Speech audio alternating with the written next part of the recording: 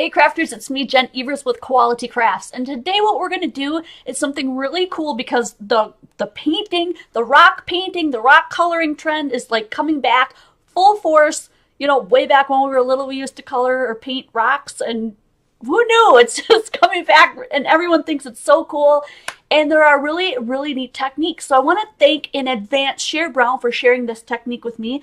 I picked out some rocks from outside my front door, and they're not super big or super flat, but I think these two have the smoothest surface, so I'm going to go with those. These two have a little bit more of a bumpy surface, so I'm going to move them aside. And the first thing I'm going to do is color these, well, paint these essentially in an apple barrel white paint. It's 20503E. And you can get this at Walmart. Has these paints for like 58 cents or something like that. And you can also get them at like Joann's and Michael's and stuff. So for the technique that we're going to do today, we need to have white behind the image because it's going to be on, like, what did she say? She used a napkin, I believe. But what I'm going to try to do is, and I've got way too much paint. I'm going to try to put some back in there. I'm going to try to use, what do you call it? Tissue paper. You know, like what you do, what you put for gifts and stuff like that. So guess you don't need as much paint as I had on here. Just going to paint this whole thing. So weird because I can hear all my neighbors being out here in the dining room. I mean the art studio. Oh gosh, I know most of you guys will not be angry at me if I call this my art studio, right? I can call it that. And I'm hoping that this dries really fast because I should have probably done the other side. I have no patience, so I'm painting the whole thing.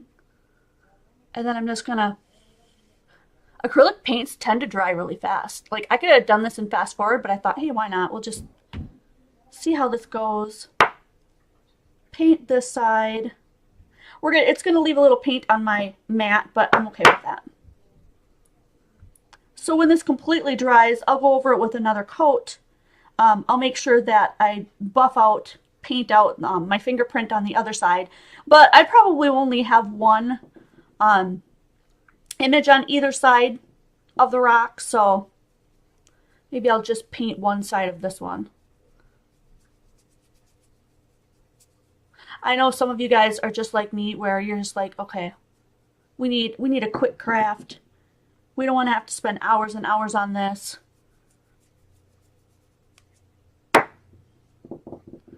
So let's go ahead and just, this one's really wobbly. Woo. And worst comes to worst, I can always do a voiceover and just not even use this footage. You'll never see it. Well, you'll see my face of me talking, but it would be really sped up, and that would work out just as well. So let me go ahead. I have my rinse well right next to me, which is what I'm rinsing my brush in. I'll bring this over for you. Yeah, I can't really get it too far into there, so I'm just going to keep bumping these rocks. And I'm going to wash my hands, and we're going to move on to the next step. Okay, so we're on to step 2, right? I went ahead and finished painting the rock, both sides. I put in like maybe one extra layer, not even on the top. And I seriously used my heat gun to speed up the drying. And it dried like that. And the next thing I did was I just took an old piece of tissue paper. You could tell, you know, it's all crumpled. And I washi taped it to a piece of really thin printer paper. Put in my printer upside down. And I printed this little guy. The way I knew how big to make this, if you want to try this at home, is I took my rock and I measured it with my ruler, and I figured the largest I could go would be about 2 inches by approximately 2 inches. So I put my image in my Silhouette Studio software, and I looked at the little blocks that are on that software, and I just made sure that he fit into a 2 inch by 2 inch block. And then I just placed him, you know, on the mat where he would print out within this inner center here. Because I've never done this before, and I thought, oh, this would be really cool to share with you guys. attempted to do it with like a screen share, but I couldn't quite figure that out. So anyway, I just described it. It was super easy. It printed out just fine. And now I'm just going to cut this out and we're going to Mod Podge it onto the rock. So I fumbled with the camera just a little bit. I hope this is clearer for you. Since I already know this works, I could go and print other things on here. I'm just going to go ahead and just cut him out just to save time, because otherwise I can always just redo this, right? I can always do this again. Cut him out and take him off of that paper. As I said, I put this on printer paper, and so there's the image on the tissue paper. Really cool, right? And he's going to go on the rock, like right there. Oh my gosh, so cool. I think I could probably cut him down even further. I guess you could make the paper go all the way around the rock or whatever you wanted to do. I don't think that the lines will show. It shouldn't if we're Mod Podging over the top of this. So I think we can get as close to that image as we want. And then just put it right over the top. So I'll bring the camera in and we'll get started on that. All right, one thing to remember is that if you're doing a print that has a lot of pink or red or just any color really in general, I think give it plenty of time to dry. Mine's only been sitting here for a short while. I did hit it with the heat gun just to see if I could speed up that drying process, but if you're in a hurry, just know that some of your colors might run when you add the Mod Podge. So I'm using Mod Podge Gloss. It also comes in Mod Podge Matte, which is a duller finish, right? I'm going to go glossy. Let's try this out. I don't think we'll need a whole lot. So I only put a little bit on my brush, and now I'm just going to start from the middle and brush it straight out to the sides. And my biggest issue is that I want the edges to blend in, right? So like I said, you're going to want to make sure that it gets wet enough that it blends right in with the white behind it, so you can't see that. Looks like the more I go over it, the more it is likely that my color is bleeding. So there's one tip for you right there. The less you can go over it with the brush, the better off. And now I'm just going to pat down around the edges so that those go flat.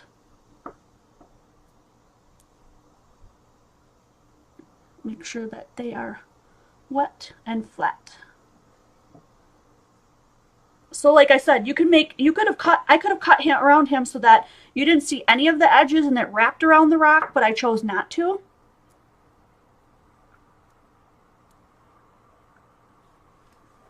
And then I'm just going to rinse out my brush real quick here. Make sure I get all that glue out of it, so I can reuse it later. Put it in my drying rack. That's what I'm doing off camera. And give you a really good look at that. And then we're going to just let him dry. And apparently we can go over this afterwards with some color with some of our markers and stuff. So we'll try that after this guy gets a chance to dry. I'm super excited about this. I hope you guys will try it. Alright, so the Mod Podge is on. It's glossy. And I did an extra layer. You can really see it shine now. One extra layer that you didn't see that I did off screen. And it looks a little bit scraped up because I touched the mat with it right there and there. But that's going to be the bottom, so we won't see that very much. And you can see a little spray of blue going on here. I wanted to try this off camera just to see what would happen if it would rub off. But this is an alcohol marker. And all I did was just touch the tip of it to there and then make some little dots coming off like that. So I'm going to do that and make him look more like he's under the water with this really light blue. This is the Ohuhu brand marker, and it is 182 Frost Blue. And so I'm just going to do some little dots. Hopefully, I believe you'll be able to see that pretty well from here. So this is a really fun way to add a little bit more color to your rock after you've got on the tissue paper and everything else. And I know that's a little bit hard to see, so I'm going to go ahead and add another layer of that bring in maybe like an aqua blue here. This is 68 turquoise blue. So let's add a couple of dots of that within the same blue. Now you're really starting to see, it's really starting to come out.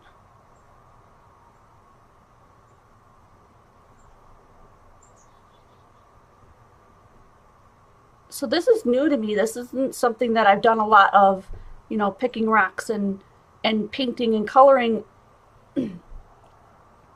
So I'm learning along with you, but I think this is super fun. I think this is something that everyone can do, even your kids, because all you have to do is just print the image and get it put on there. It's pretty fabulous. And I even have some other little things that I'm going to add on there. I've got some little bubbles. Otherwise, you could paint or draw on bubbles. You could use acrylic paints over the top of this and then seal it again so that the paint doesn't come off. You could put write little sayings on the back of them. I've seen people do that, like "You are great" or "You are loved," or, you know, "Happy birthday" or whatever. It could go into your garden. It can go into your fake garden in your house. You could do a lot of different stuff with it. So here are the couple of things I was thinking about doing. My friend Penny sent me this really cool rack.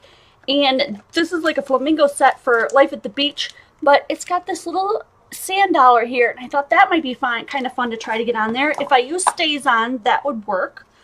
And then this cute little, they're bubbles, and they truly do look like bubbles. It's by Dress It Up. And look at these. Look how cute these are. Don't they look like real bubbles? So I thought if we could get a couple of these to glue on here, on the flatter parts, that would be so cute. And they're all like stuck together. I wonder if we could get, if I could get that to come apart. Oh, I did. Yeah, I got it to come apart. So then I could put like two little ones here and maybe a big one on the bottom. Or maybe I want to put, where do I want to put that stamp? That's the first thing. He is kind of big. No, I think I'm going to skip the stamp, but I do love the bubbles. So I'm going to get out my like glossy accent type of glue because I think this is the strongest. This is the best thing next to super glue. And just put a little bit of this on the bottom of our bubbles. And glue that on. I'm going to put one up here by his little head. And then maybe one over here. The little ones that I broke off of here.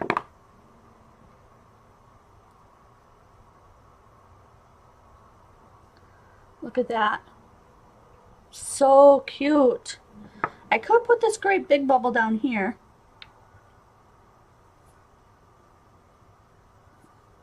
Yeah, why don't we?